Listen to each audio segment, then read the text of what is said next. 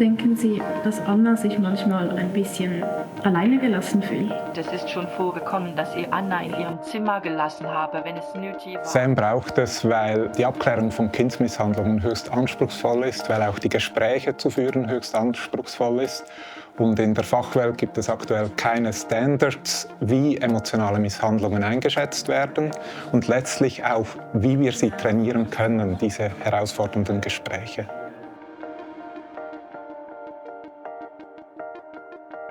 Zum einen war meine Aufgabe, einen Leitfaden zu entwickeln, dass wir nicht nur die Kriterien haben, also ich demütige mein Kind, ich bedrohe mein Kind, ein bisschen mehr Struktur, dass sie auch die Idee haben, wie kann ich das jetzt in eine Frage verpacken, dass es dann auch eine gewisse Vergleichbarkeit gibt zwischen den Abklärungen.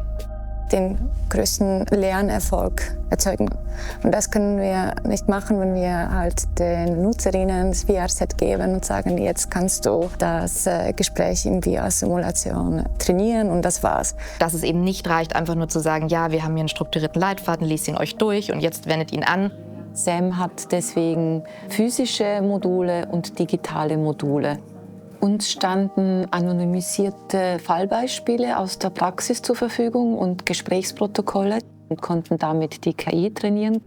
In der Mitte des Projektes haben wir realisiert, mit KI haben wir einfach ein viel größeres Potenzial, diese dynamischen sozialen Interaktionen zu simulieren. Dass wir ein Gespräch mit einem großen Sprachmodell führen, das Schauspieler, das versucht, diesen Charakter, wie wir ihn beschreiben und darstellen, zu spielen. Aus Sicht der Stimme war es da sehr spannend herauszufinden, wie können wir diese Modelle kontrollieren, um diese Charakterzüge anzunehmen. Sei es in dem, was sie sagen, also inhaltlich die Texte, die sie von sich geben und wie sie es sagen auch. Wie prompten wir, wie richten wir eine KI so aus, dass sie sich eben so verhält wie ein Elternteil und nicht wie ein nützlicher Assistent? Im Videobild, das ich auf dieser Brille wahrnehme, wenn diese Person da drin sitzt, dann bin ich in einer Gesprächssituation. Dann bin ich auch räumlich konfrontiert mit, dass jemand da ist und Präsenz hat. Hier werde ich auf meinen Körper zurückgeworfen. Dass man ganz hineinversetzt ist in so eine Situation, wie man sie dann auch in der Praxis erleben kann.